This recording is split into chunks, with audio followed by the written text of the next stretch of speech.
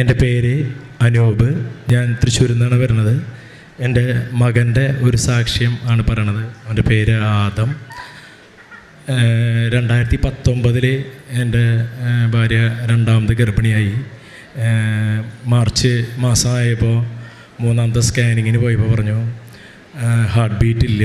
അപ്പോൾ ഒരുപക്ഷെ അത് അബോർട്ട് ചെയ്യണതായിരിക്കും നല്ലത്.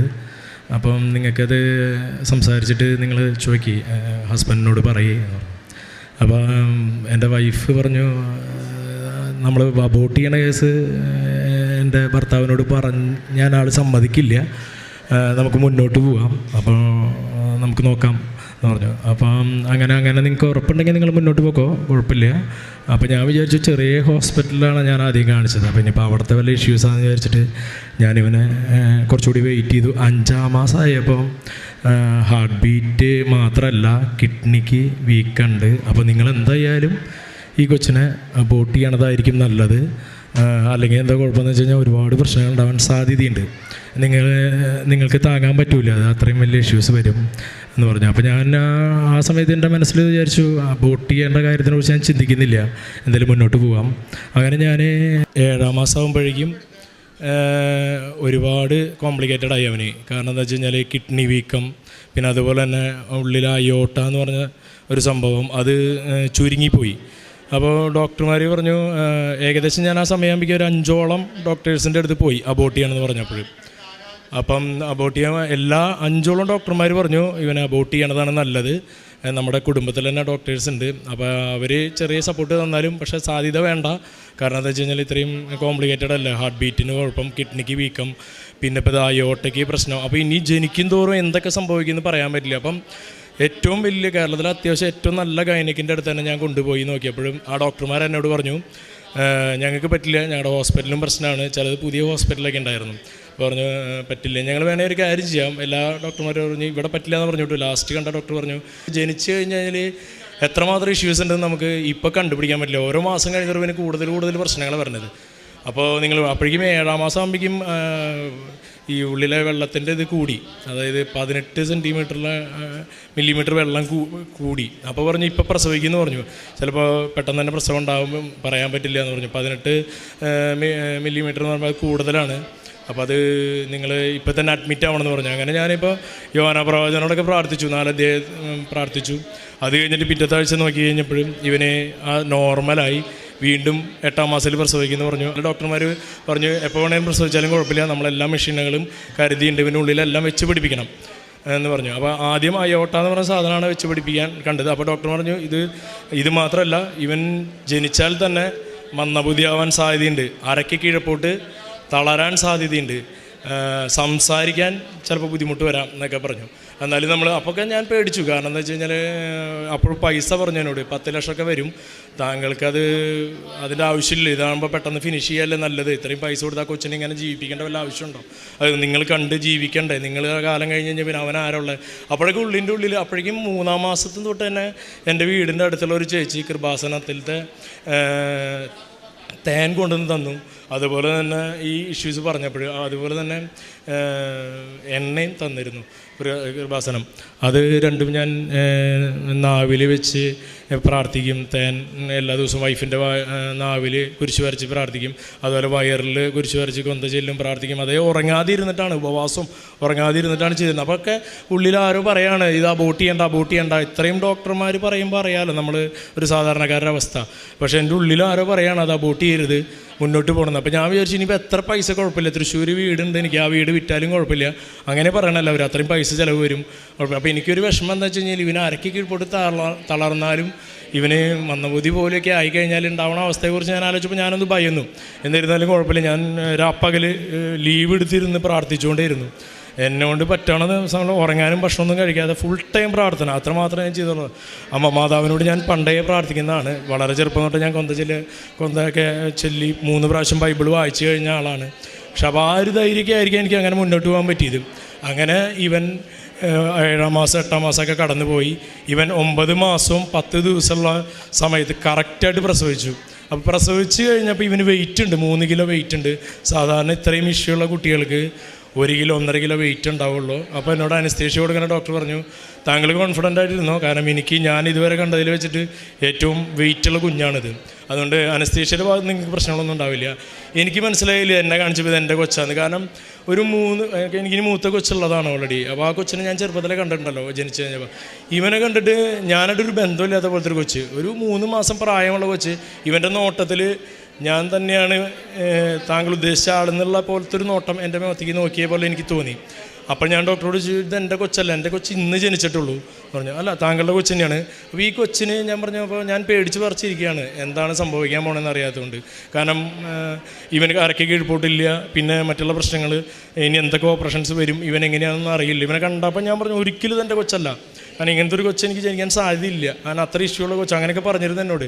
ജനിച്ചാൽ കുറച്ച് ദിവസം ഉണ്ടാവുള്ളൂ, എപ്പോൾ വേണമെങ്കിലും എന്തും സംഭവിക്കാം എന്നൊക്കെ പറഞ്ഞു. അങ്ങനെ ഇവനെ ജനിച്ചു. അപ്പോൾ ഡോക്ടർ പറഞ്ഞു, ഇവനെ കണ്ടിട്ട് ഇവന് ഒരു പ്രശ്നമില്ല, ഈ പറഞ്ഞ ഒരു കുഴപ്പങ്ങളും ഇവനില്ല. ഇവൻ്റെ അതുവരെ ഇവൻ്റെ സ്കാൻ ചെയ്തപ്പോഴൊക്കെ പറഞ്ഞു അയോട്ട ചുരുങ്ങിയിരിക്കുക. അപ്പോൾ ജനിച്ച അന്ന് തന്നെ നമുക്ക് ഇവനെ ഓപ്പറേഷനിലേക്ക് മാറ്റണം, മെഷീൻ വെക്കണം, അല്ലെങ്കിൽ അരയ്ക്ക് കീഴ്പ്പെട്ട് പെട്ടെന്ന് കംപ്ലയിൻറ്റ് വരുമെന്ന് പറഞ്ഞു. അങ്ങനെ ആ സ്കാൻ ചെയ്തിട്ട് ഇവനെ ജനിച്ച് ആദ്യം തന്നെ ഞങ്ങളൊന്നും തന്നില്ല, നേരെ സ്കാൻ ചെയ്യാൻ കൊണ്ടുപോയി. ഇപ്പോൾ ഇവന് അങ്ങനെ ഒരു പ്രശ്നമില്ല, നോർമലി ഒരു കുഴപ്പം ഈ കൊച്ചിന് കാണാനില്ല. അപ്പോൾ എനിക്ക് സന്തോഷമായി. തിരിച്ച് ഇവനെ ലിഫ്റ്റ് ഇറക്കി താഴോട്ട് വരുന്ന സമയത്ത് ഇവൻ വായകോടെ ഇങ്ങനെ പത വന്നുകൊണ്ടിരിക്കുക. അപ്പോൾ എനിക്കത് അറിയില്ലോ എന്താ, ഞാനും അങ്ങനെ കണ്ടിട്ടില്ലല്ലോ. അപ്പം പത വരണുണ്ടപ്പോൾ ഡോക്ടർ പറഞ്ഞു, പെട്ടെന്ന് തന്നെ ഇമ്മീഡിയറ്റ് നമുക്ക് NICU കൊണ്ടുപോകണം, കൊച്ചിനെന്ത് ഇഷ്യൂ ഉണ്ടെന്ന് പറഞ്ഞു. അപ്പോൾ ഞാൻ കരഞ്ഞു. അങ്ങനെ ഇവനെ കൊണ്ട് ചെന്നപ്പോൾ പറയാണ്, ഇവന് അന്നനാളമില്ല, അത് പ്രശ്നമാണ്. ഇവന് അയോട്ടയ്ക്ക് പ്രശ്നമില്ല, അയോട്ട നോർമൽ, ഒരു കുഴപ്പമില്ല. അത്ര ദിവസം അയോട്ട കംപ്ലൈൻ്റ് ആണ്, മെഷീൻ കൊണ്ടുവന്ന് വെച്ച് എല്ലാം റെഡിയായിരിക്കുന്ന സമയത്തായിരുന്നു. അപ്പോൾ പറഞ്ഞു, അയോട്ടയ്ക്ക് ഇനി കുഴപ്പമില്ല, അയോട്ട ഓക്കെയാണ്, അതിന് ജീവന് പ്രശ്നമില്ല, നമുക്ക് നോക്കാം, അന്നനാളം കുഴപ്പമില്ല, നമുക്ക് ശരിയാക്കാമെന്ന് പറഞ്ഞു. അങ്ങനെ അന്നനാളം ചെന്നപ്പോൾ ഇവൻ്റെ തുടയിൽ നിന്ന് ട്യൂബ് കീറിയാൽ എടുത്തിട്ട് വേണം അന്നനാളം വെക്കാനായിട്ട്, അല്ലാതെ ഇപ്പോൾ വേറെ വഴിയിൽ ഇവിടെ ഒരു ബോൾ പോലെയാണ് നിൽക്കണത്.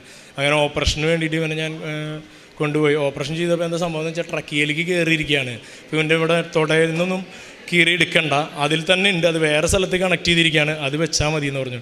അങ്ങനെ അതൊക്കെ പിടിപ്പിച്ചു. അപ്പം ഇവന് പിന്നെ അറിയാമല്ലോ, ഗർഭാവസ്ഥയിലാണ് നമ്മൾ ഈ സഖ്യാനൊക്കെ പഠിക്കുക. അപ്പോൾ ഇവന് സഖ്യാൻ അറിയില്ല, അപ്പോൾ ഇവന് ട്യൂബ് ഇടണം, അല്ലാതെ പറ്റില്ല എന്ന് പറഞ്ഞു. അങ്ങനെ ട്യൂബ് ഇട്ടു. 1 മാസം കഴിഞ്ഞു, ഇവന് ട്യൂബ് ഊരിയിട്ട് ഇവന് സഖ്യാൻ അറിയുന്നില്ല. അപ്പോൾ ഡോക്ടർമാർ പറഞ്ഞു, കുഴപ്പമില്ല, നമുക്കത് പിന്നീട് ഒരു 6 മാസത്തിനുള്ള അവൻ പഠിച്ചോളും, അത് പതുക്കെ ശരിയായിക്കോളും, നിങ്ങൾ ടെൻഷൻ അടിക്കണ്ട. 30 ദിവസത്തോളം NICU ICU ഇതെല്ലാം കവർ ചെയ്ത് പോയതാണ്, എല്ലാം കവർ ചെയ്ത് പോയതാണ്. അങ്ങനെ അത് കഴിഞ്ഞിട്ട് ഡിസ്ചാർജ് തരാമെന്ന് പറഞ്ഞു. ഡിസ്ചാർജ് തരാനായിട്ട് ആ 1 മാസക്കാലം നമ്മൾ 5 എക്കോ എടുത്തുവിനെ, 4 എക്കോ എടുത്തു. 5 എക്കോ എടുക്കുന്ന ഡോക്ടർ ആദ്യം നിർദ്ദേശിച്ചിരുന്നു. അത് കഴിഞ്ഞിട്ടാണ് നമുക്ക് ഡിസ്ചാർജ് തരുള്ളൂ. അപ്പം 4 എക്കോയിൽ ഇവൻ അയോട്ടയ്ക്ക് കുഴപ്പങ്ങളൊന്നുമില്ല, എല്ലാം ഓക്കെയാണ്. ഈ ഒരു പ്രശ്നം മാത്രമല്ലോ, സക്കിങ്ങിൻ്റെ മാത്രം പ്രശ്നമുള്ളൂ, അത് പിന്നീട് നോക്കിയോളാം, ബാക്കി കുഴപ്പങ്ങൾ കാണാനില്ല എന്ന് പറഞ്ഞു. അത് കഴിഞ്ഞിട്ട് ഞാൻ ഡിസ്ചാർജ് മേടിക്കാനായിട്ട് ലാസ്റ്റ് സ്കാനിങ്ങിന് പോയി എക്കോ എടുത്ത് നോക്കിയപ്പോൾ ഇവൻ്റെ അന്നനാളം ചുരുങ്ങിപ്പോയി. അപ്പോൾ ഇവന് നിർബന്ധമായിട്ടും മെഷീൻ വെക്കണമെന്ന് പറഞ്ഞ ഡോക്ടർ ഉണ്ടായിരുന്നു.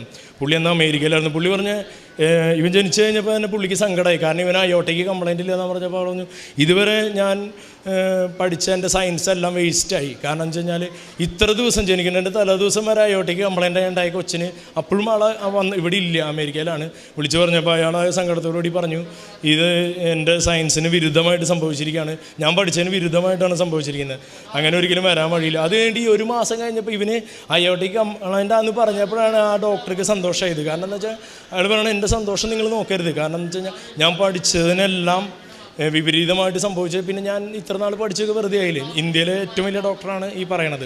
പുള്ളി അമേരിക്കയിൽ പോയി പഠിച്ചു വന്ന ഡോക്ടറാണ്, ആദ്യത്തെ കേസും കൂടി അത്. അപ്പോൾ അങ്ങനെ വന്നപ്പോൾ പറഞ്ഞു, അയോട്ടയ്ക്ക് വീണ്ടും പ്രശ്നമുണ്ട്, അടുത്ത ഓപ്പറേഷൻ പെട്ടെന്ന് തന്നെ ചെയ്യണം. പക്ഷെ അതിനേക്കാൾ മുന്നേ ഈ ഡോക്ടർമാരുടെ പ്രശ്നം എന്താണെന്ന് വെച്ച് കഴിഞ്ഞാൽ, ഇവന് ഇത്ര നാൾ കയ്യിനും കാലിനും കുഴപ്പമില്ലാതെ ഈ 1 മാസക്കാലം എങ്ങനെ ജീവിച്ചിരുന്നു എന്നുള്ളതാണ് അവരുടെ ആദ്യത്തെ പ്രശ്നം. നമ്മുടെ കൊച്ചു ജീവിച്ചിരിക്കുമോ മരിക്കുമോ എന്നുള്ളതൊന്നല്ല അവരുടെ പ്രശ്നം, ഇതെങ്ങനെ സംഭവിച്ചു. അങ്ങനെ ഇവൻ്റെ ഫയലുകളൊക്കെ പഠിക്കാനായിട്ട് അവർ കൊണ്ടുപോയി. അത് കഴിഞ്ഞ് ഇവന് ആ 5ാമത്തെ ഇതിൽ പറഞ്ഞു ഇനിയിപ്പോൾ എന്തായാലും ഓപ്പറേഷൻ ചെയ്യണം പിറ്റേ ദിവസം. അപ്പോൾ വേറെ ഡോക്ടർ, അപ്പോൾ എനിക്ക് ഇവൻ അടുത്ത ഓപ്പറേഷൻ താങ്ങാൻ പറ്റില്ല, കാരണം ഇത്രയും ചെറിയ കൊച്ചല്ലേ, ആൻറ്റിബയോട്ടിക് കയറി ഒരുപാട് പ്രശ്നങ്ങളായി നിൽക്കുന്ന സമയം.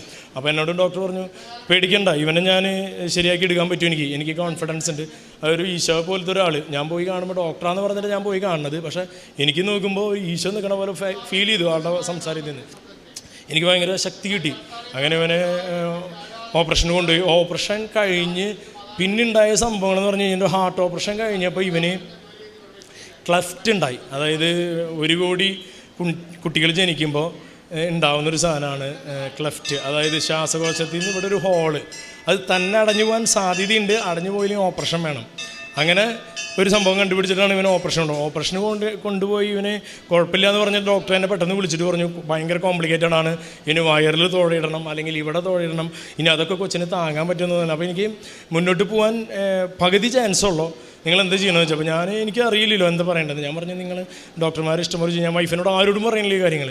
അങ്ങനെ ഞാൻ ഭയങ്കരമായിട്ട് പ്രാർത്ഥന മാത്രമായിരുന്നു ആ സമയത്ത്. അറിയാലോ, വേറൊരു ചിന്ത ഉണ്ടാവില്ല. നമ്മൾ കൊന്ത ചൊല്ലൽ തന്നെ കൊന്ത ചൊല്ലൽ, അത് മാത്രമല്ല അറിയാനുള്ള ആ സമയത്ത്. അങ്ങനെ ഇഷ്ടംപോലെ കൊന്തകൾ ചൊല്ലിക്കൊണ്ടിരിക്കുന്ന സമയത്ത് ഡോക്ടർ വന്നിട്ട് എന്നോട് പറഞ്ഞു ഒരു പ്രശ്നം ഉണ്ടായില്ല, അവനെ ഇവിടെ ഓപ്പൺ ചെയ്തിട്ട് ആദ്യത്തെ ഓപ്പറേഷൻ ലെഫ്റ്റിൽ ഓപ്പൺ ചെയ്തു, 2ാമത്തെ ഓപ്പറേഷൻ 1 മാസം കഴിഞ്ഞ് റൈറ്റിൽ ഓപ്പൺ ചെയ്തു. ഈ 2 ഓപ്പൺ ചെയ്തപ്പോഴും ഹോൾ ഇടണ്ട എന്ന് പറഞ്ഞു. പിന്നെ ഇവിടെ കീറണം എന്നൊക്കെ അവർ പറഞ്ഞു, നെഞ്ചുഭാഗം കീറണം എന്നൊക്കെ ആദ്യം പറഞ്ഞിരുന്നത്. പിന്നെ അതൊക്കെ വേണ്ടാന്ന് വെച്ചു. അത് ശരിക്കും ഇവൻ ജനിച്ചപ്പോൾ ഇവൻ്റെ ഉള്ളിലുണ്ടായിരുന്ന എല്ലാവർക്കും ഉള്ള പോലെ നല്ല ഭാഗം എന്ന് പറയുന്നത് ലിവർ മാത്രമേ ഉണ്ടായിരുന്നുള്ളൂ. ഇവർ ICUവിൽ സ്ഥലമില്ലാത്ത കാരണം, അത് പീഡിയാട്രിക് ICUവിൽ സ്ഥലമില്ലാത്ത കാരണം ഇവർ വലിയവരുടെ ICUവിൽ കൊണ്ടിട്ടുണ്ടായിരുന്നു ഇവനെ. കാരണം അവരും ഒരു പ്രത്യേക രീതിയിൽ ഇവനെ കണ്ടിരുന്നത്. അങ്ങനെ അവിടെ ആ നേഴ്സ് ഡോക്ടർ എഴുതിയപ്പോൾ തെറ്റിപ്പോയി, ഇവന് മരുന്ന് ഡോസ് കൂടിപ്പോയപ്പോൾ പറഞ്ഞു ലിവർ ഫങ്ഷൻ കംപ്ലൈൻ്റ് ആവാനുള്ള മരുന്നാണ് തെറ്റി കൊടുത്തത്, ഇനിയിപ്പോൾ നമുക്ക് കാത്തിരിക്കാനേ പറ്റുള്ളൂ, കൊച്ചിൻ്റെ അവസ്ഥ എന്താ അറിയില്ല.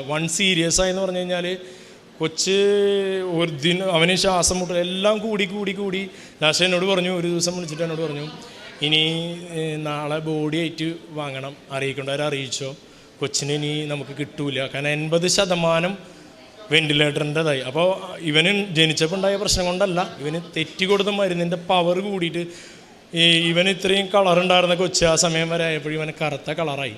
അതായത് ഒരു തുണിയിൽ വിട്ടിട്ട് എൻ്റെ അടുത്ത് തന്നപ്പോൾ എനിക്ക് മനസ്സിലായില്ല, ഇത് കൊച്ചാന്ന് മനസ്സിലായില്ല. അതുപോലെ എൻ്റെ വീഡിയോ കാര്യങ്ങളൊക്കെ എൻ്റെ കയ്യിൽ ഇരിപ്പുണ്ട്. അപ്പം ഞാൻ പേടിച്ചു പോയി.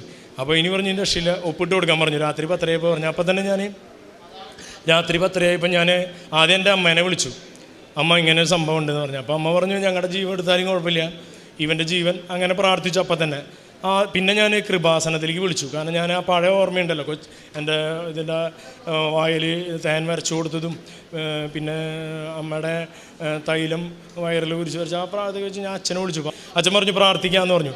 അങ്ങനെ എന്നോട് 12 മണിയായപ്പോൾ എന്നോട് പറഞ്ഞു ഞങ്ങൾ വെൻറ്റിലേറ്ററിൽ നിന്ന് ഒരു സ്റ്റെറോയിഡ് കുത്തിവെക്കാൻ പോവുക, 99% കൊച്ച് മരിക്കാനാണ് സാധ്യത, അപ്പം നിങ്ങൾ ഒപ്പിട്ട് തരാൻ പറഞ്ഞു. അപ്പോൾ ഞാൻ പറഞ്ഞു എൻ്റെ മകൻ്റെ മരണത്തിന് ഞാൻ തന്നെ ഒപ്പിട്ട് കൊടുക്കണ ഒരു ഗതികേട്. ആ സമയത്ത് ഇങ്ങനെയൊന്നും അല്ലായിരുന്നു, എനിക്ക് സംസാരിക്കാനോ ഒന്നിനും പറ്റുന്ന, കയ്യും കാലൊക്കെ വരച്ചു പോയി, ഒന്നും ഇല്ലാതെയായി പോയി. ഞാനില്ലാത്ത സമയം വൈഫിനോട് പറയാൻ പറഞ്ഞു. 10:30 എന്നോട് പറഞ്ഞു 12 മണിക്ക് ഒന്ന് ഒപ്പിട്ട് കൊടുക്കണം എന്ന് പറഞ്ഞു. ഞാനിവിടുന്ന് റൂമിലേക്ക് ഒരു 10 അടിയുള്ളൂ, പക്ഷെ അവിടുന്ന് എനിക്ക് മയിലുകൾ താണ്ടേണ്ട പോലെ തോന്നി, എൻ്റെ ശരീരമെല്ലാം പറഞ്ഞു. അപ്പോൾ ഞാൻ ഈശോയോടും മാതാവിനോടും ഇങ്ങനെ പ്രാർത്ഥിച്ചു. ഞാൻ ചെറുപ്പം തൊട്ട് കൊന്തയും ബൈബിളൊക്കെ വായിക്കണതല്ലേ മാതാവേ, എൻ്റെ ഇതുവരെ 36 വയസ്സിൽ ഞാൻ ഇതുവരെ പ്രാർത്ഥിച്ച ഏതെങ്കിലും ഒരു പ്രാർത്ഥന അങ്ങേക്ക് ഇഷ്ടമായെങ്കിൽ ആ പ്രാർത്ഥന ഇന്ന് എടുക്കണം. ഞാൻ ഇതുവരെ ചെയ്ത ഒരുപാട് നന്മകളിൽ ഏതെങ്കിലും ആത്മാർത്ഥമായിട്ടൊരു നന്മ ഞാൻ ചെയ്തെന്ന് അങ്ങേക്ക് തോന്നുകയാണെങ്കിൽ അതും ഈ സമയത്ത് എൻ്റെ മകന് കൂട്ടായിട്ടിരിക്കണേ എന്ന് വെച്ച് ഞാൻ പ്രാർത്ഥിച്ചു. അപ്പോൾ ഞാൻ പിന്നീട് ഞാൻ ഉപ്പിടാനായിട്ട് വരാൻ പറഞ്ഞിട്ട് എന്നെ 2ാമത് വിളിച്ചപ്പോൾ എനിക്ക് വരാൻ പറ്റുന്നില്ല. വൈഫിനോട് പറയണം, ഞാൻ വൈഫിനോട് പറഞ്ഞു. അപ്പോൾ പറഞ്ഞു ഇനിയിപ്പോൾ നിങ്ങളുടെ കാത്തു നിൽക്കാൻ സമയമില്ല, ഞങ്ങൾ സ്റ്റെറോയിഡ് കുത്തിവെക്കുകയാണ്, 12 മണിക്കാണ് സ്റ്റെറോയിഡ് കുത്തുക, നിങ്ങൾ അറിയിക്കേണ്ടവരെ അറിയിച്ചോ, കാരണം വെച്ചാൽ സാധ്യത ഇല്ലാത്തതുകൊണ്ടാണ് ഞങ്ങൾ അങ്ങനെ പറയണതെന്ന് പറഞ്ഞു. ഞാൻ വൈഫിനോട് ഇങ്ങനെ പതുക്കെ പറഞ്ഞു. ഇതിനിടയിൽ വേറൊരു സംഭവം എന്ന് വെച്ച് കഴിഞ്ഞാൽ ഇവൻ്റെ ജീവൻ രക്ഷിക്കാനായിട്ട് ഈ തൃശ്ശൂർ ഈ ഇതൊക്കെ ഉണ്ട്, ചാത്തൻ സേവ കാര്യങ്ങൾ, അവിടെ നിന്ന് ഒരാളെന്നോട് നിരന്തരമായിട്ട് ഒരാഴ്ച മുന്നേ ഇവൻ്റെ 2ാമത്തെ ഓപ്പറേഷൻ കഴിഞ്ഞപ്പോൾ തൊട്ട് പറഞ്ഞു തുടങ്ങി ഇവനെ 8 ലക്ഷം ഉറുപ്പ്യ തരാം, നിങ്ങൾ കൊച്ചിനെ കൊണ്ടുപോകാം. അപ്പോൾ എനിക്കത് അറിയില്ല എന്തിനാ അവർ കൊണ്ടുവരാൻ. 8 ലക്ഷം ഉറുപ്പ്യ വന്നു കഴിഞ്ഞാൽ 8 ലക്ഷം ഉറുപ്പ്യം തരാം, ഇവനെയും കൊണ്ടുപോകാം, ഞങ്ങൾ ഇവനെ ശരിയാക്കി തരാമെന്ന് പറഞ്ഞു. അപ്പോൾ ഞാൻ ആളോട് ഈ സംഭവം ഉണ്ടാവണേക്കെ ഒരു ദിവസം മുന്നേ പറഞ്ഞു, തലേ ദിവസം പറഞ്ഞു. അതായത് എനിക്ക് പിശാസിൻ്റെ കൊച്ചിനെ വേണ്ട, എനിക്ക് ദൈവത്തിൻ്റെ കൊച്ചനെങ്കിൽ മാത്രം എനിക്ക് കിട്ടിയാൽ മതി. ഞാൻ അപ്പൻ്റെ അവസ്ഥ അറിയാലോ ആ സമയത്ത്. അങ്ങനെ ഞാൻ അവരോട് പറഞ്ഞു. അന്ന് അതിപ്പിന്നെ എന്നെ വിളിച്ചിട്ടില്ല അവർ. അതോട് വിളി കഴിഞ്ഞു. പിറ്റേ ദിവസമാണ് ഈ സംഭവം ഉണ്ടാവുന്നത്, കൊച്ചു മരിക്കുമെന്ന് പറയുന്നത്. അപ്പം ഓട്ടോമാറ്റിക്കായിട്ട് എൻ്റെ മനസ്സിൽ തോന്നി, ദൈവമേ, ഞാൻ ഇത്രയും സ്ട്രോങ് ആയി നിന്ന്, ഇത്രയും ഇതായി നിന്ന്, ഇത്രയും കാലം ഞാൻ ഉപവസിച്ച് പ്രാർത്ഥിച്ച് ഈ 13-ാമത്തെ ദിവസം തൊട്ട് 3 പ്രാവശ്യം ഓരോ ദിവസം ഓരോ അധ്യായം വായിച്ച് ബൈബിൾ തീർത്ത് എൻ്റെ ഗതികേട് ഇങ്ങനെയായി. പക്ഷെ അപ്പോഴും എനിക്ക് ദൈവത്തോട് ഞാനൊന്നും പറഞ്ഞില്ല. കാരണം എന്ന് വെച്ച് കഴിഞ്ഞാൽ അത് ശരിയാവുമെന്ന് മാത്രം വിചാരിച്ചു. അങ്ങനെ സ്റ്റെറോയിഡ് കൊടുത്തു. അപ്പോൾ പിന്നെ ഇവർ എന്നോടൊന്നും പറയുന്നില്ല. ഞാൻ എനിക്ക് മനസ്സിലായി കൊച്ചു പോയി. അതുകൊണ്ടാണല്ലോ ഇവർ പറയുന്നത് അതുവരെ ആ പൈസ അടയ്ക്കുക ഈ പൈസ അടയ്ക്കുക, അപ്പോഴേക്കും 10-15 ലക്ഷം അടയ്ക്കണം. നമ്മൾ ഓരോ ഈ സമയത്തും പൈസ അടച്ചാൽ മാത്രമേ ഇവർ ചെയ്യുള്ളൂ കാര്യങ്ങൾ. അതങ്ങനെയാണല്ലോ ഏത് ഹോസ്പിറ്റലാണെങ്കിലും. അങ്ങനെ പിന്നെ എന്നെ വിളിക്കുന്നില്ല. വിളിക്കാതെ ആയി കഴിഞ്ഞപ്പോൾ എനിക്ക് സങ്കടമായി. എൻ്റെ കൊച്ചിന് എന്തോ സംഭവിച്ചു. ലാസ്റ്റ് 5:30 ആയപ്പോൾ എന്നോട് ഒരു ഡോക്ടർ വന്നിട്ട് പറഞ്ഞു, എന്ത് സംഭവിച്ചതെന്ന് അറിയില്ല, അവന് സ്റ്റെറോയിഡ് അടിച്ച് 12 മണി കഴിഞ്ഞപ്പോൾ 3 മണിയായപ്പോൾ നമ്മൾ വെൻറ്റിലേറ്റർ ഊരാൻ വേണ്ടി നിൽക്കുന്ന സമയത്ത് 80% എന്നുള്ളത് 79%, അതായത് 1% കൂടി ഇവന് ശ്വാസം എടുക്കാൻ പറ്റുന്നുണ്ട്. അതായത് ഒരു ശതമാനത്തിൻ്റെ വ്യത്യാസം വന്നിട്ടുണ്ട്. അപ്പോൾ നമുക്കൊരു കാര്യം ചെയ്യാം, ഒരു 3 മണിക്കൂർ കൂടി നോക്കട്ടെ എന്ന് വിചാരിച്ചിട്ട് ഞങ്ങൾ നിൽക്കണം എന്ന് പറഞ്ഞാൽ. പിന്നെ ഒരു 11 മണിയായപ്പോൾ, അത്രയും നേരം ഞാൻ അവിടെ നിന്ന് 11 മണിയായപ്പോൾ എന്നോട് ഡോക്ടർ പറഞ്ഞു, എങ്ങനെയാണെന്ന് അറിയില്ല, നമുക്ക് ഇത് 30% വെൻറ്റിലേറ്ററിൻ്റെ സഹായം മതി, 70% അവൻ കവർ ചെയ്തു എന്ന് പറഞ്ഞു എന്നോട്. അപ്പോൾ എനിക്കത് വല്ലാത്തൊരു സന്തോഷമായി. ഇത്രയും ഞാൻ കാത്തിരുന്നതിന് അങ്ങനെ ഒരു സംഭവം ഉണ്ടായല്ലോ. അത് കഴിഞ്ഞിട്ട് പിന്നെ കൊച്ചിനെ എൻ്റെ കയ്യിൽ കൊണ്ടുവന്ന് തരുമ്പോഴാണ് ഈ അവസ്ഥ. അതായത് കൊച്ചിനെ കാണാനില്ല. അപ്പോൾ ഞാൻ വിചാരിച്ചു ഇവർ വെറുതെ പറയായിരിക്കും, കാരണം ഇവനെല്ലാം കഴിഞ്ഞു. അതായത് ഇവന് ഒന്നിനും പറ്റാത്ത അവസ്ഥ, അതായത് ഒരു മോശം പോകുന്ന ഏരിയയൊക്കെ ഇങ്ങനെ തൂങ്ങി കിടക്കായിരുന്നു. അതായത് മനുഷ്യ കുഞ്ഞല്ലാത്തൊരവസ്ഥയിൽ കറുകറുത്ത കളറായിട്ട് എൻ്റെ കയ്യിൽ തന്നു. അതായത് എല്ലാം എണ്ണാൻ പറ്റും നമുക്ക്, എല്ലാ ഭാഗങ്ങളും എണ്ണാം, കണ്ണെല്ലാം പുറത്തേക്ക് പോയി. അപ്പം ഞാൻ വിചാരിച്ചു ഇവൻ എന്തായാലും മരിക്കും. പക്ഷേ ഞാൻ അപ്പോൾ നന്നായി പ്രാർത്ഥിച്ചു, വൈഫിന് ഭയങ്കര ശക്തി കൊടുത്തു. എന്താ ഈശോ തന്ന കൊച്ചായി ഇവനെ ഒരിക്കലും, കാരണം വോട്ട് ചെയ്യാൻ പറഞ്ഞു. 6-ാം മാസത്തിൽ ജനിക്കും, 5-ാം മാസത്തിൽ മരിക്കും, 7-ാം മാസത്തിൽ മരിക്കും. ഇവൻ 9 മാസവും 10 ദിവസമായിട്ട് ജനിച്ചു. 3 കിലോ വെയിറ്റ്. ഇതൊക്കെ അത്ഭുതമല്ലേ?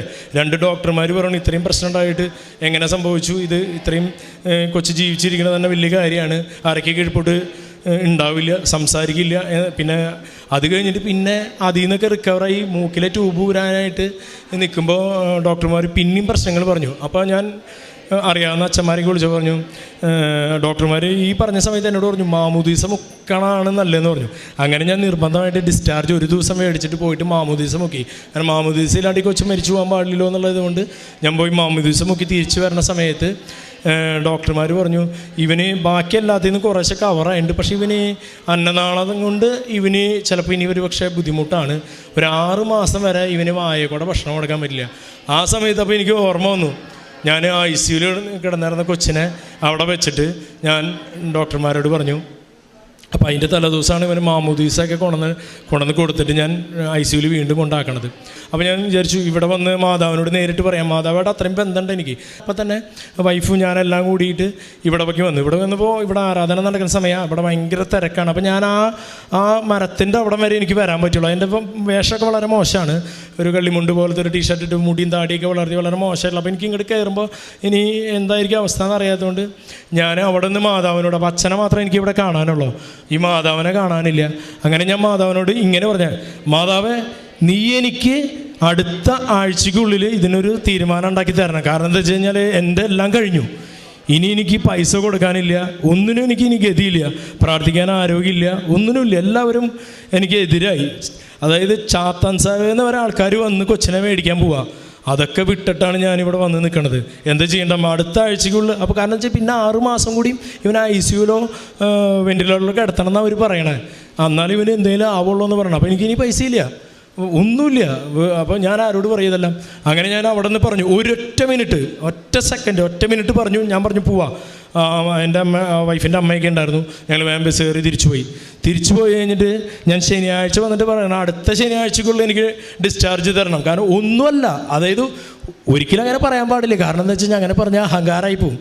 പക്ഷെ ഞാൻ പറയണത് മാതാവിനോട്, എനിക്ക് അങ്ങനെ പറയാനാണ് തോന്നിയത്, ഞാൻ അങ്ങനെ പറഞ്ഞു. അപ്പോൾ എനിക്ക് തോന്നി ഞാൻ കുറച്ച് അഹങ്കാരത്തിലുള്ള മാതാവിനോട് പറയണത് എന്തോ സ്വന്തം അമ്മോട് പറയണ പോലെയാണല്ലോ പറയണതെന്ന് എനിക്ക് തോന്നി. പക്ഷെ എനിക്ക് അങ്ങനെ പറയാൻ തോന്നി.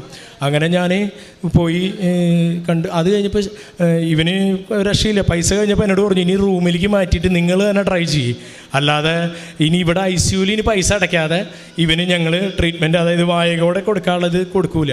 അപ്പോൾ അങ്ങനെ തരുമ്പോഴാണ് ഈ വെറും ഇറച്ചി കഷ്ണം പോലത്തെ ഒരു കുഞ്ഞ് സാധനം. അപ്പം ഞാൻ ഏറ്റെടുത്തു. ഈ വയറും വള്ളി എല്ലാം ഉണ്ട്. ആ ചൊവ്വാഴ്ച ഞാനൊരു സ്വപ്നം കാണാണ്. അതായത് നിങ്ങൾ അമ്മമാർക്കറിയാം, സൂതർ എന്ന് പറഞ്ഞൊരു സാധനമുണ്ട്. ഈ കുഞ്ഞുങ്ങളിങ്ങനെ കരയാതിരിക്കാനായിട്ട് ഹോസ്പിറ്റലൊക്കെ ജനിച്ച കൊച്ചുങ്ങൾക്ക് കൊടുക്കുന്ന ഒരു സാധനം. അതിനുള്ളിൽ ചെറുതായിട്ട് തേനുണ്ടാവും ഇത്ര. അപ്പോൾ ആ തേനാണ് ഇവർ 4-5 മാസമായിട്ട് ഈ തേൻ വെച്ചിട്ട് ഇവർ വേറെ പല മെഷീൻ വെച്ചിട്ട് ഇവന് സഖ്യാൻ പഠിക്കാത്തൊരു സാധനം. അപ്പോൾ ഞാൻ സ്വപ്നം കാണാണ് 1 ഇഞ്ചിൻ്റെ സിറിഞ്ച്, പിന്നെ ഈ സൂതർ. 3 മാസത്തിൽ ഇവൻ അബോട്ട് ചെയ്യാൻ പറഞ്ഞ സമയത്ത് ഞാൻ മാതാവിൻ്റെ തേൻ അമ്മയുടെ, അതായത് എൻ്റെ ഭാര്യയുടെ വായയിലാണ് ഞാൻ വരച്ചു കൊടുത്തത്. അതിൻ്റെ ഒരു ടേസ്റ്റ് ഇവന് കിട്ടിയിട്ടുണ്ടായിരിക്കാം. അതായത് ഇവൻ സഖ്യണമെന്ന് പറഞ്ഞു കഴിഞ്ഞാൽ ഇവൻ അതിൽ ഭയങ്കര ബിരുദമെടുത്ത പോലെയാണ് അവൻ സഖ്യണം. അതുവരെ ഇവനില്ലാത്തൊരു ഉന്മേഷം, അതായത് ഒടിഞ്ഞ് തൂങ്ങിയ കൊച്ച് ഉണർന്ന് നിന്നിട്ട് ഇങ്ങനെ വലിക്കുക. അപ്പോൾ വലിക്കണ കണ്ടപ്പോൾ എനിക്ക് തോന്നി ഇതിലെന്തോ ഒരു പ്രത്യേകതയുണ്ട്. അപ്പോൾ ഞാൻ ഈ സ്വപ്നം കണ്ട കാര്യമൊന്നും ഞാൻ പറയുന്നില്ല, കാരണം അതൊന്നും പറയാൻ അവർ അംഗീകരിക്കില്ലല്ലോ. അപ്പോൾ ഞാൻ പറഞ്ഞു, അല്ല എനിക്കങ്ങനെ തോന്നി, ഞാനങ്ങനെ കൊടുത്ത് കൊച്ച് സഖ്യതല്ലോ. നിങ്ങളെല്ലാം പറഞ്ഞു കൊച്ച് സഖ്യയില്ലാന്ന്. കൊച്ച് സഖ്യതില്ലേ, ഞാൻ അങ്ങനെ പറയണം അവരോട്. അത് താങ്കൾ ഡോക്ടറാണോ അങ്ങനെ നിങ്ങൾ ഏറ്റെടുക്കണത്, എഴുതി തന്നോളം പറഞ്ഞു. അപ്പോൾ ഞാൻ പറഞ്ഞു അങ്ങനെയല്ല, ഞാനങ്ങനെ തോന്നി. അപ്പോഴേക്കും ഇവൻ്റെ മെയിൻ ഡോക്ടറുണ്ട്, അതായത് ഇവന് സർജറി ചെയ്ത ഡോക്ടർ. ആൾ പറഞ്ഞു എനിക്ക് ഒന്നുകൂടി കാണിക്കാൻ പറഞ്ഞു. അപ്പോൾ തേനില്ലാത്തതുകൊണ്ട് ഞാൻ എന്താ ചെയ്യുന്നത് വെച്ചാൽ ഇവൻ്റെ അമ്മയുടെ മുലപ്പാൽ ഈ സാധനത്തിൻ്റെ ഉള്ളിലാക്കിയിട്ട് കൊടുത്തപ്പോൾ ആ സ്പോട്ടിൽ ഇവൻ 10 മില്ലി ഇറക്കി. അപ്പോൾ ഡോക്ടർ എന്നോട് പറഞ്ഞു, നീ ഗിന്നസ് ബുക്കിൽ വരേണ്ട അപ്പനാ. എന്നോട് ആ ഡോക്ടർ പറയാം, കാരണം ഞങ്ങൾ ഇത്രയും ഒരു മാസക്കാലം ഞങ്ങൾ ഇവിടെ നേഴ്സുമാരും ഇത്രയും എക്സ്പീരിയൻസ് ഉള്ള ആൾക്കാരെല്ലാം ചെയ്തിട്ട് അത് ചെയ്യാൻ പറ്റില്ല. അപ്പം ഞാൻ പറഞ്ഞു അപ്പം എൻ്റെ മനസ്സിൽ എനിക്കറിയാമല്ലോ ഇത് ഇവിടുന്ന് കണ്ട സ്വപ്നവും കാര്യങ്ങളൊക്കെ വെച്ചിട്ടാണ് ഞാനിത് ചെയ്തതെന്ന് എനിക്കറിയാം. അത് കഴിഞ്ഞ് ഇവൻ വളരെ പിക്കപ്പായി വന്നു. പിന്നെ ഇപ്പോൾ ഇവൻ അങ്ങനെ ഭയങ്കരമായിട്ട് കഴിച്ചു തുടങ്ങിയിട്ടില്ല, എന്നിരുന്നാലും ഇവൻ കുറേശ്ശെ കഴിക്കാൻ തുടങ്ങി. എനിക്ക് ഡിസ്ചാർജ് പിറ്റത്തെ ശനിയാഴ്ച വെള്ളിയാഴ്ച രാത്രി ഡിസ്ചാർജ് തന്നു. ഞാൻ വീട്ടിൽ പോയി, പ്രശ്നങ്ങളൊന്നും ഉണ്ടായില്ല. പിന്നെ അറിയാലോ കൊറോണ കാര്യങ്ങളൊക്കെ ആയിരുന്നു, അതിഭീകരമായിട്ടുള്ള സമയം. കാരണം ഇവന് ഇൻഫെക്ഷൻ വരാൻ പാടില്ല. ആ സമയത്ത് ദൈവാനുഗ്രഹം എന്ന പോലെ എൻ്റെ ഷോപ്പ് 2 മാസം അടച്ചിട്ട് ഒരു റൂമിൽ ഞാനും ഇവനും മാത്രം നിന്നു. ആ സമയത്ത് പ്രാർത്ഥിച്ചു. ഒരു ദിവസം അതിവേനലുള്ള സമയത്ത് ഇവൻ ഈ ഈ സിറിഞ്ച് വെച്ച് തന്നെ അപ്പോഴും കൊടുത്തിരുന്നത്. കാരണം 1 ml സിറിഞ്ച് വെച്ച് 4-5 മാസമായി കൊച്ചിന് 10 മില്ലി വെച്ച് കൊടുക്കുമ്പോൾ എന്തായിരിക്കും അവസ്ഥ എന്നറിയാലോ. എനിക്ക് തോന്നി ഇവനിങ്ങനെ തൊണ്ട വഴണ്ട പോലെ തോന്നി എനിക്ക്. അപ്പോൾ ഞാനിവന് കുറച്ച് വെള്ളം ഗ്ലാസ്സിൽ കൊടുക്കാൻ നോക്കി. ഞാൻ നോക്കുമ്പോൾ ഇവൻ അതിഭയങ്കരമായിട്ട് കുടിച്ചുകൊണ്ടിരിക്കുക. അപ്പോൾ അവിടെയുള്ള എൻ്റെ റൂമിൽ എന്താണെന്ന് വെച്ച് കഴിഞ്ഞാൽ നമ്മുടെ ഈ രൂപം, അവിടെ ഒരു പോസ്റ്റർ ഉണ്ട്. ഈ രൂപം മാത്രമല്ല, മാതാവിൻ്റെ എല്ലാ രൂപങ്ങളും, എല്ലാ വിശുദ്ധന്മാരുടെ, ഈശോയുടെ എല്ലാ വലിയ രൂപങ്ങളും എൻ്റെ റൂമിൽ ചുറ്റും ഞാൻ ഈ എൻ്റെ മൂത്ത കൊച്ച് ജനിക്കുമ്പോൾ തൊട്ടുള്ളതാണ് എല്ലാ രൂപങ്ങളും വെച്ചിട്ടുണ്ട്. അപ്പോൾ ഞാൻ ഒരു വിശുദ്ധരുടെ ഇടയിലാണ് ഞാൻ ജീവിക്കണത് എനിക്കറിയാം. അപ്പം ആ ധൈര്യത്തിൽ ഡോക്ടർമാർ പറഞ്ഞത് കേൾക്കാതെ ഞാൻ ഇവന് വായിൽ വെച്ച് കൊടുത്തു. ഇവൻ വായ കൂടെ കുടിച്ചു. ഡോക്ടർമാർ കൊടുക്കുമ്പോൾ ഇവൻ കഴിക്കുന്നില്ല. അങ്ങനെ വീണ്ടും എന്നോട് കൊടുക്കാൻ പറഞ്ഞു. അപ്പം ഡോക്ടർ കൊടുക്കുമ്പോൾ ഇവൻ കഴിക്കില്ല. ഞാൻ കൊടുത്തു കഴിഞ്ഞാൽ ഇവൻ വായ കൂടെ സഖ്യം. അങ്ങനെ മൂക്കിലെ ട്യൂബ് ഊരി വളരെ ഭംഗിയായിട്ട് ഞങ്ങൾ അവിടെ നിന്ന് അങ്ങനെ പോന്നു. അത് കഴിഞ്ഞ് പിന്നെ ഞാൻ ഇടയ്ക്കിടയ്ക്ക് ഇവിടെ വന്ന് ഈ സാക്ഷ്യം പറയാനായിട്ട് ഞാൻ എപ്പോഴും ഇവിടെ വരും. പക്ഷേ എനിക്ക് സാക്ഷ്യം പറയാൻ പറ്റില്ല, ഒരു മടി, പറയാനുള്ളൊരു ബുദ്ധിമുട്ട്. ഇത്രയും കാര്യങ്ങൾ എനിക്ക് സങ്കടത്തോടെ അല്ലാതെ പറയാൻ പറ്റാറില്ല. കാരണം ഇതിനിടയിൽ എൻ്റെ അപ്പച്ചനമ്മച്ചിക്ക് മരിച്ചുപോയി. നേരത്തെ പറഞ്ഞല്ലോ, ഞങ്ങളുടെ ജീവൻ എടുത്തോ, ഇവൻ്റെ ജീവൻ ബാക്കി തരാമെന്നുള്ളത്. ഇവന് 2 വയസ്സുള്ളപ്പോൾ, ഒരു 1.25 വയസ്സുള്ളപ്പോൾ അവർ മരിച്ചുപോയി. ചിലപ്പോൾ ഒരു പക്ഷേ അങ്ങനെ ആയിരിക്കാം, എനിക്കറിയില്ല എങ്ങനെ സംഭവിച്ചതെന്ന്. എന്തായാലും അത് അപ്പോൾ ആ സങ്കടം, എല്ലാ സങ്കടവും കൂടിയിട്ട് ഇങ്ങനെ വന്നുകൊണ്ടിരിക്കുകയായിരുന്നു. പിന്നെ ജോലി സ്ഥലത്ത് നിന്നുള്ള പ്രശ്നങ്ങൾ കുറേ ഉണ്ടായിരുന്നു. അതൊക്കെ തരണം ചെയ്ത് ഇപ്പോൾ ഇവിടെ വരെ എത്തിയിട്ടുണ്ട്. ഓരോ പ്രാവശ്യം ഇവിടെ സാക്ഷ്യം പറയാൻ വരുമ്പോഴും എനിക്ക് പറയാൻ പറ്റില്ല. ലാസ്റ്റ് ഞാൻ എഴുതി വെച്ചിട്ട് ഞാനത് പിന്നെ ഒരു പാട്ടായിട്ട് മാറി. അത് പാട്ടായി, ആ എഴുതി വെച്ചത് ഒരു പാട്ടായിട്ട് മാറി. ആ പാട്ട് ഇപ്പോൾ യൂട്യൂബിലുണ്ട്, കെസ്റ്ററിനെ കൊണ്ട് പാടിച്ചു. പിതാവും പുത്രൻ എന്നുള്ളൊരു പേരിൽ അത് ഇറങ്ങിയിട്ടുണ്ട്. അപ്പം സാക്ഷ്യം പറയാതെ ഞാൻ ഇങ്ങനെ വരും തോറും എനിക്ക് മനസ്സിൽ ഭയങ്കര വിഷമമുണ്ടായിരുന്നു. എന്തുകൊണ്ടാണ് അത് കഴിഞ്ഞ് എൻ്റെ വൈഫ് കഴിഞ്ഞ കൊല്ലം കാനഡയ്ക്ക് പോയി, മൂന്നാമതൊരു കൊച്ചുണ്ടായി. അവന് ഈ ഇഷ്യൂസൊക്കെ പറഞ്ഞതാണ്, പക്ഷേ ആ ഇഷ്യൂസൊന്നും ഉണ്ടായില്ല. അത് ദൈവത്തിൻ്റെ അനുഗ്രഹം കൊണ്ട് തന്നെ അവന് ഇതൊക്കെ ഒരുപാട് ഡോക്ടർ പറഞ്ഞ മൂന്നാമത്തെ ഒരു കൊച്ചിന് സാധ്യതയില്ല, ഇനി പ്രസവിക്കാൻ പാടില്ല. 3.5 കൊല്ലം കഴിഞ്ഞപ്പോൾ ഗർഭിണിയായി പ്രസവിച്ചു. അവനൊരു പ്രശ്നമില്ല, ആ കൊച്ചുകൂടെ ഇപ്പോൾ കൊണ്ടുവന്നിട്ടുണ്ട്. അപ്പം അതൊക്കെ കഴിഞ്ഞിപ്പോൾ വൈഫ് കാനഡയിൽ പോയി. അപ്പോൾ ഞങ്ങളുടെ വിസ കൊടുത്ത് വിസ കഴിഞ്ഞ ആഴ്ച റിജക്ഷനായി. അപ്പോൾ നവംബറിൽ കൊടുത്ത വിസയാണ്. റിജക്ഷനായി കഴിഞ്ഞപ്പോൾ എൻ്റെ മനസ്സിൽ ആദ്യം തോന്നിയത് എന്താ വെച്ച് കഴിഞ്ഞാൽ ഇവിടെ ഉടമ്പടി എടുക്കണം എന്നാണ്. വേറെ ഒന്നും തോന്നിയില്ല. വിസ പോയാലൊന്നും വിഷമം ഉണ്ടായില്ല. ഉടമ്പടി എടുക്കണം. ഞാൻ ഇന്നലെ വന്ന് ഇവിടെ ഉടമ്പടി എടുത്തപ്പോൾ ഞാൻ വിചാരിച്ചു എന്തായാലും സാക്ഷ്യം പറയാനുള്ള ഒരു മാനസികാവസ്ഥ ഞാൻ വിചാരിച്ചു, ഞാൻ പാട്ടായിട്ട് ഇറക്കിയിട്ടുണ്ടല്ലോ സാക്ഷ്യം, അത് മതിയായിരിക്കും എന്ന് വിചാരിച്ചിട്ട് ഇത്ര നാൾ അങ്ങനെ വെച്ചിരിക്കുകയായിരുന്നു. അപ്പോൾ ഞാനിവിടെ ഈ ഇവൻ്റെ തലയിൽ കൈവച്ചൊന്ന് പ്രാർത്ഥിക്കാൻ വേണ്ടി ഞാൻ ഇങ്ങനെ വന്നപ്പോൾ ഇവിടുത്തെ ബ്രദർ പറഞ്ഞു, അതെന്ത് ഇത്ര വലിയ അനുഗ്രഹം കാര്യങ്ങളൊക്കെ കിട്ടിയിട്ട് എന്തുകൊണ്ടാണ് സാക്ഷ്യം പറയാത്തത്? അപ്പോൾ ഞാൻ പറഞ്ഞു, എനിക്ക് ആഗ്രഹമുണ്ട് സാക്ഷ്യം പറയാനായിട്ട്, പക്ഷേ എനിക്ക് എപ്പോഴും പറയാൻ പറ്റാറില്ല. അങ്ങനെയാണ് ഞാനിങ്ങനെ കാര്യങ്ങളൊക്കെ വന്നത്. അപ്പോൾ പറഞ്ഞു എന്തായാലും സ്മാർട്ടായിട്ട് പറയുമോ ഇല്ലേ? ഞാൻ പറഞ്ഞു ഞാൻ ശ്രമിക്കുന്ന നോക്കാം. അപ്പോൾ എത്രമാത്രം നിങ്ങൾക്ക് മനസ്സിലായിട്ടുണ്ടോയെന്ന് അറിയില്ല എൻ്റെ അന്നത്തെ ആ വേദനയും കാര്യങ്ങളൊക്കെ. അപ്പോൾ ആ ഒരു സാക്ഷ്യം പറഞ്ഞു, ഇനി എൻ്റെ വിസ ക്യാൻസലായിരിക്കുകയാണ്, പക്ഷേ ഇന്നലെ ഉടമ്പടി എടുത്ത് ഞാൻ പ്രാർത്ഥിച്ച എൻ്റെ വിശ്വാസം വിസ കിട്ടും തന്നെയാണ്. ഈ 3 മക്കളെയും കൊണ്ട് എത്രയും പെട്ടെന്ന് ഇവരുടെ അമ്മയുടെ അടുത്തേക്ക് അമ്മ കാനഡയിലാണ് പോകാൻ പറ്റും എന്നുള്ള പ്രതീക്ഷയിലാണ് ഞാൻ നിൽക്കുന്നത്.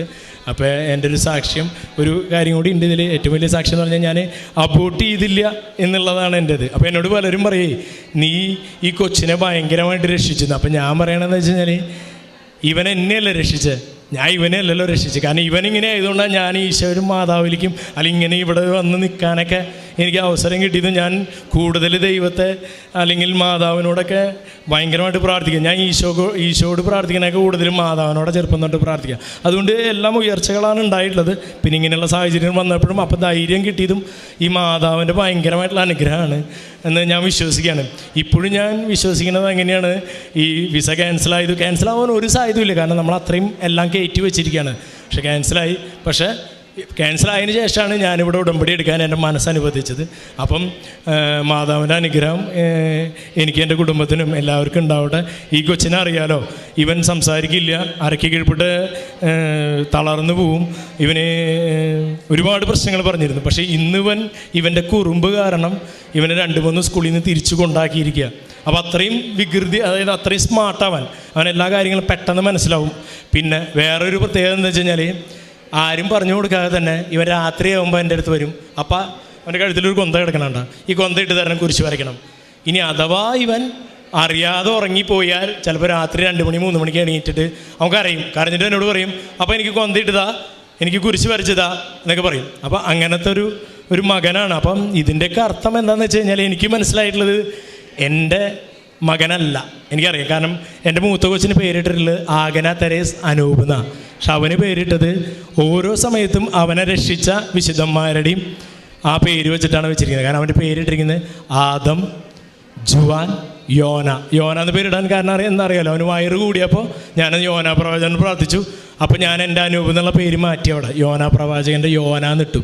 ഇതുപോലെ തന്നെയാണ് രണ്ടാമത്തെ കൊച്ചിന് പേരിട്ടിരിക്കുന്നത്. ഇവൻ ഒരു ആൺകൊച്ചാണെങ്കിൽ മാതാവ് ഒരു കുഴപ്പമില്ലാതെ എനിക്ക് തരണമേ.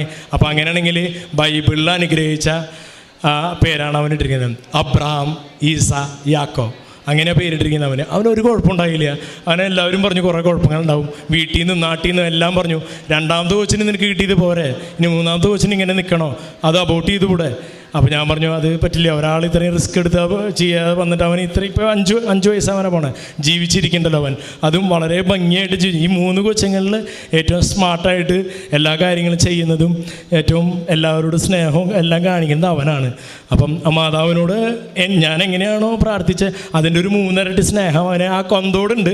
മാതാവിൻ്റെ കാര്യം അവൻ അറിയാതെയാണോന്ന് അറിയില്ല, അവന് ഈശോനെ ഇഷ്ടമാണ്. അങ്ങനെയൊക്കെ ഇപ്പം നിന്ന് എൻ്റെ ജീവിതം ഇവിടം വരെ എത്തി, ഈ സാക്ഷ്യം വരെ എത്തി.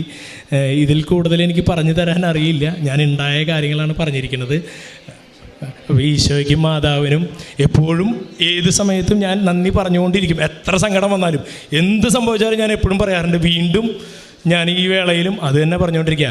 അമ്മ മാതാവ്, ഞാൻ നന്മ നിറഞ്ഞ മറിയമേ എന്ന പ്രാർത്ഥന ചെല്ലണത് അമ്മ എന്നാണ് പറയുന്നത് അവിടെ. അത് എപ്പോഴും എൻ്റെ മനസ്സിൽ വന്ന വർഷങ്ങളായിട്ട് വന്നാൽ ഒരു ഏറ്റവും സന്തോഷമുള്ള കാലഘട്ടത്തിൽ എനിക്ക് നന്മ നിറഞ്ഞ മറിയമേ സ്വസ്തി അങ്ങനെ പറയാൻ അറിയില്ല.